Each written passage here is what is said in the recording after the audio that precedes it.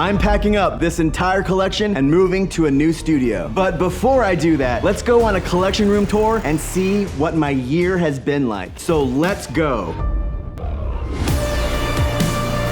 Welcome back to the journey on what you can say is a bonus episode. I just finished my run where I got the entire Star Wars Kenner set made from 1977 to 1985. So if you want to go back and watch that entire series, you can start at episode 1 and I will be right here when you catch up. And I have a mass amount of empty boxes that are ready to transport this entire collection to a new space. But before I do that, or while I do that, I thought it would be cool to do a final collection room tour of this space, to do one last dive of what my collection year has been like, and to do some reminiscing with some of those items, and some items that I haven't shown yet that'll give you a clue on future episodes that I'm gonna be doing. So let's get to it. So this is my main centerpiece of the collection right now, and these are all of the 107 action figures that I collected for my loose run. The display is made from a company in the UK called Collector Displays, and on episode 17, I show how I got this display. I unboxed it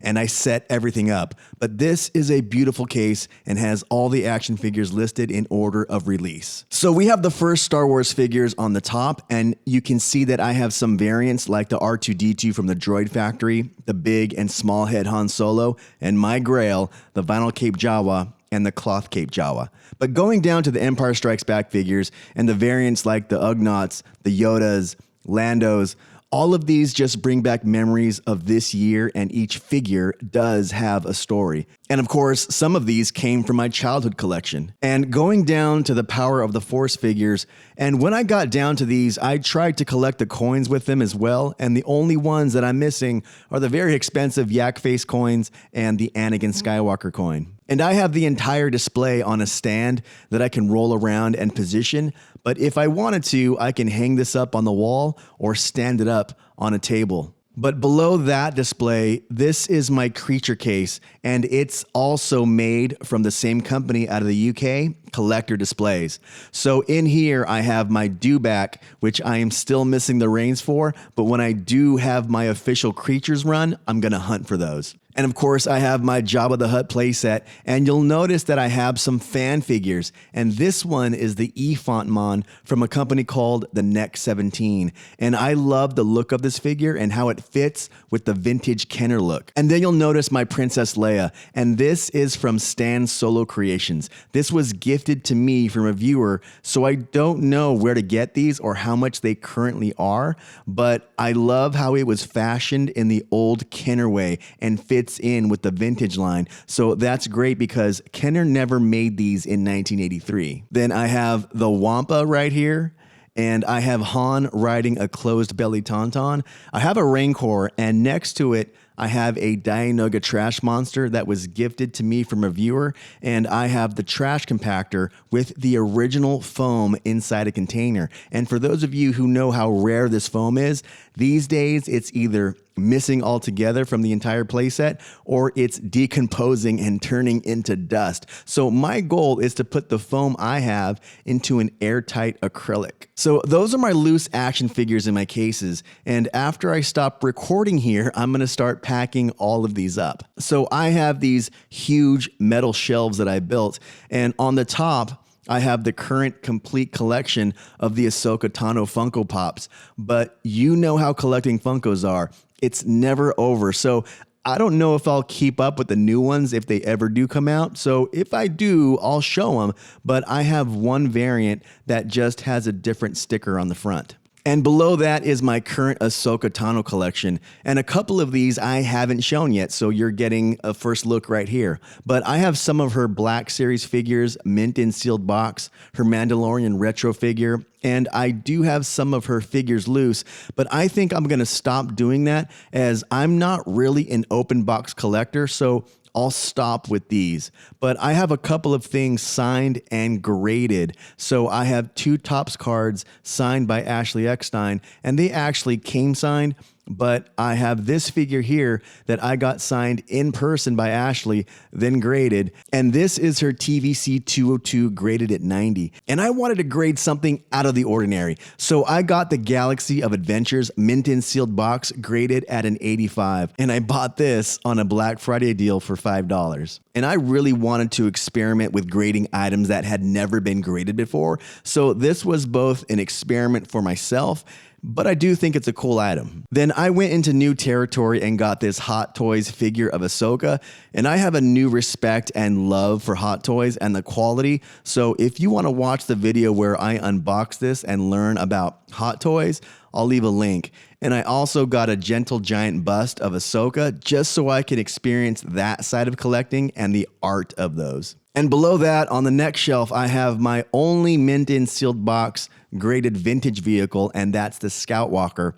And I did overpay for this a little, so if you've seen that episode, you know, but I had this as a kid and I really wanted one mint in sealed box and graded, so here it is. And next to that, something that I haven't shown in an episode yet, so watch out for this one in the future.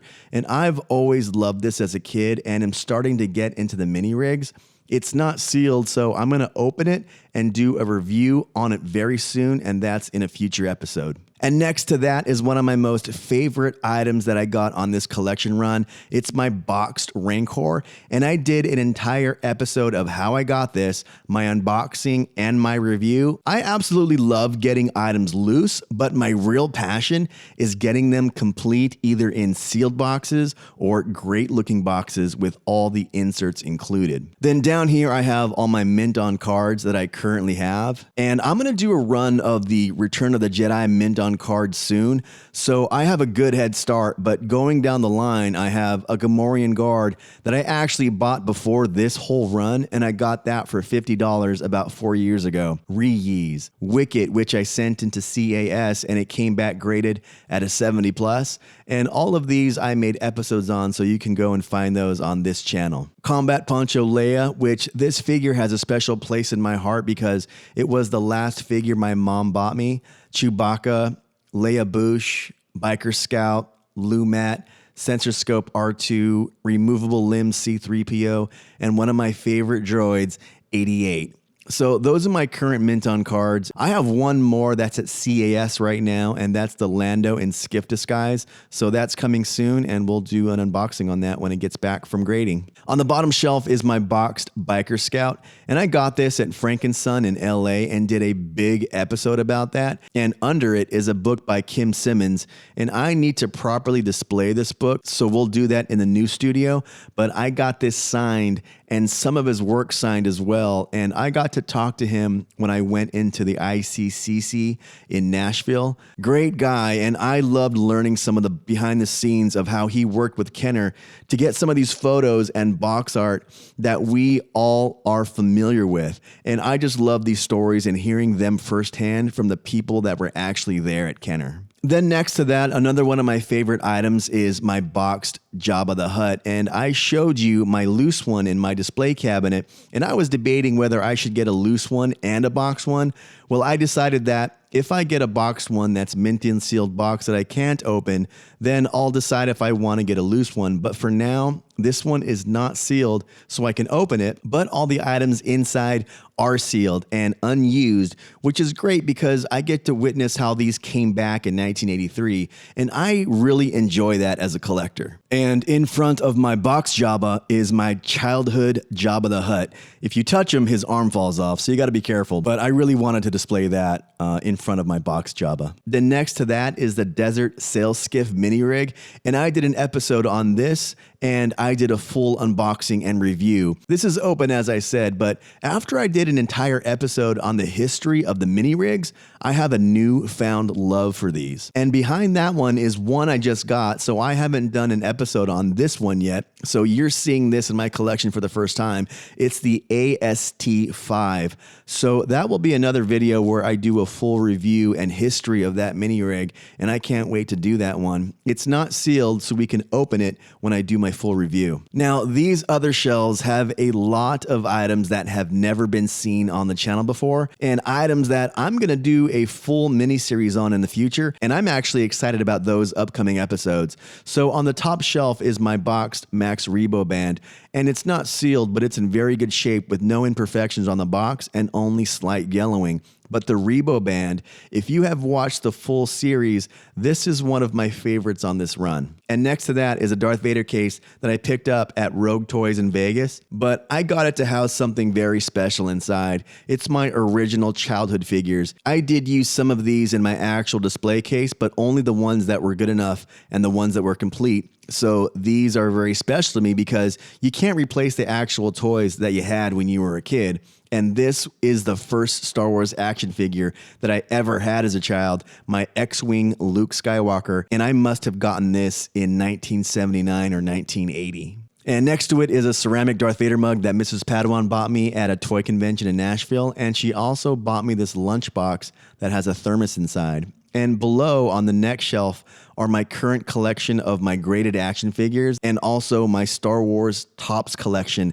And you're seeing this for the first time, and I can't wait to do a video series of these Topps cards. So this is a sneak peek before I do the series. I don't know if it's going to be a popular series, but I absolutely love these, and there's so much history behind the scenes knowledge of these Topps cards that I can't wait to share that. So for the graded figures that I have, here's my Hoth Leia graded at an 80, my Dianoga Trash Monster graded at 90, my Sand Person graded at 85, and the first graded figure I ever got, my AT-AT driver graded at 75. Then my red Snaggletooth graded at 80, my Yellow Eyes IG-88 graded at 85, and my blue Snaggletooth graded at 80. And in my grading run, I'm gonna set up that sheet to what I need and kick that run off very, very soon. And below that is my Cloud Car ship that was gifted to me from the Spice Runners Lounge here on YouTube. Then my Millennium Falcon that I bought on a charity auction from the Holo Chronicles YouTube channel, and it's one of my favorite pieces. And on the bottom shelf, I have some mini rigs with the Vehicle Maintenance Energizer, and I did an episode on this one. In the back, another one I haven't shown yet, but it's the return of the Jedi version of the tripod laser cannon, and I already showed you the Empire Strikes Back version, so an episode is coming up on these. And in the middle is a boxed and loose version of the turret and probot playset, and I'll do a full video on both of these very soon. And next to those are my boxed Wampa that has all the inserts and everything inside, and also my first boxed item that I got on this entire run, and it's the closed belly tauntaun, and I'll go more into those on my full creature run. And now some other items that are in another shelf. Here's my complete set of the Star Wars Burger King glasses, and I have all the glasses from all three movies, plus I have some items that my sister just got me, and I can't wait to do an episode on these. She got me some oddball items, and these are the Deca plasticware from the 70s. So if you remember using these as a kid, give me a thumbs up and give me a comment below. And also here are some vintage items like a tin bank and a pencil tin. So that was my modest tour of what I collected this year on this run, and now it's time to pack it all up and move to a new location. And I hope that you guys are coming with me, because the next time I do a video, it will be from a new location, a new studio, but that's when I'll be kicking off the new series. So thanks for going over this room tour with me. I had fun. And if you found this video interesting, please hit that like button. And if you want to watch more Star Wars and collecting content from me, please hit that subscribe button. And also hit that notification bell so you know when episodes go live. I post videos every Sunday with bonus content throughout the week. And as always, my friends, thank you, and I will see you in the new studio. If you're new to the channel, check out the welcome video, or just check out the next episode. And please subscribe if you want to follow the journey. And remember, there is no shame in being a Padawan.